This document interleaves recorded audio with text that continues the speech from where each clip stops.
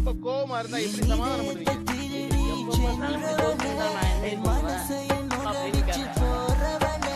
அப்படின்னு கேட்டேன். கோவம் தான்.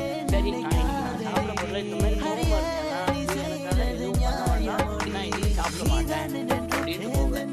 அப்புறம் அவ என்ன நினைச்சு போல இந்த மாதிரி எல்லாம் பண்ணுவா. அப்புறம் சாப்பிட வேணாம், வரேன் அப்படின்னு கோபமாவே இருந்தாலே நம்ம மனுஷன் போனோம்னா கடைசியில் எல்லாம் பண்ணி எல்லாம் கை வேஸ்ட் ஆகும். ஏன் அந்த கோபம் வந்தா கூட அவன் பண்ணிருக்கிறா பார்த்தீங்களா?